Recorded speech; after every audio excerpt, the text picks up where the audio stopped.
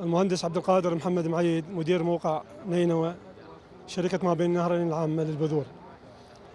شلون راح تستلم؟ حبيبي، تنفيذا لأمر معالي وزير الزراعة الدكتور صالح الحسني، وبإشراف مباشر وتوجيه من السيد مدير عام شركة ما بين النهرين، تم هذا اليوم افتتاح مركز استلام الشعير في قضاء سنجار. نتأمل أن يسير العمل بانسيابية وكبقية المراكز اللي تم افتتاحها في نينوى، لنقل أو للتخفيف من كاهل الضغط اللي حاصل على المزارعين والفلاحين في قضاء سنجار. الساحة مهيئة بالكامل والكادر الوظيفي، وسيتم استلام المحصول ابتداء من هذه اللحظة.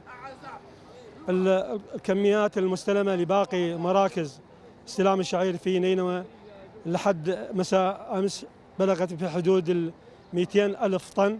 نتأمل أنه وتيرة العمل تستمر، وتنفيذا لأمر الوزير بإنجاح الخطة المخصصة لاستلام محاصيل الشعير في محافظة نينوى.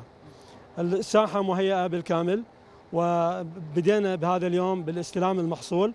نستمر إن شاء الله. فيما يخص مستحقات الفلاحين، تم صرف مستحقات الفلاحين لهذا العام فيما يخص مراكز استلام الشعير في محافظة نينوى، تم صرف بحدود 2.231 مليون، وإن شاء الله بانتظار التعزيزات أو الرصيد.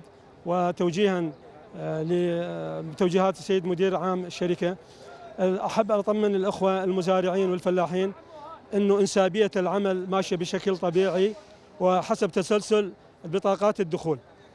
عندما يتم تدقيق المعاملات ترسل إلى مقر الفرع في نينوى، ويتم إن شاء الله استلام الصكوك عن طريق المصرف الزراعي للفلاحين. الكمية ما حددتوا الكمية اللي راح تستلم؟ الكمية اللي تستلم يفترض أنه الساحة مهيئة لاستلام 30 ألف طن.